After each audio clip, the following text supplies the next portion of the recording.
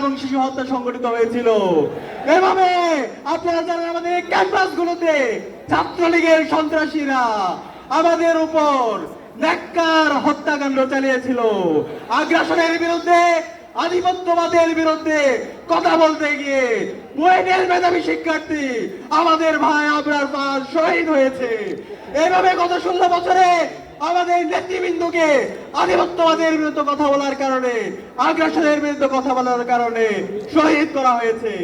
আজকের এই প্রোগ্রামের জাতীয় সমাবেশের শুরুতে গভীর শ্রদ্ধার সাথে আধিপত্যবাদের বিরুদ্ধে, আগ্রাসনের বিরুদ্ধে সকল শহীদদের শ্রদ্ধার সাথে স্মরণ করছি। সাথে সাথে জুলাই বিপ্লবের আবু সাঈদ ওয়াসিম শান্ত থেকে শুরু করে শহীদ আলী রায়হান 2000-এর অধিক যে সমস্ত ভাই বোন শহীদ হয়েছে, সকল শহীদদেরকে শ্রদ্ধার সাথে স্মরণ করছি। আল্লাহ পাক সুবহানাহু ওয়া তাআলা সকল শহীদদের জান্নাতুল ফেরদৌসের মেহমান হিসেবে কবুল করুক, আল্লাহুম্মা আমিন। প্রিয় উপস্থিতি, আপনাদেরকে অনুরোধ করব আজকের এই জাতীয় সমাবেশ থেকে আমাদেরকে বাংলাদেশ প্রশ্নে ঐক্যবদ্ধ হইতে হবে। দেশের স্বাধীনতা, সার্বভৌমত্ব, অখণ্ডতার প্রশ্নে, বৈষম্যহীন বাংলাদেশ বিনির্মাণ করার প্রশ্নে আমাদেরকে ঐক্যবদ্ধভাবে কাজ করে যেতে হবে।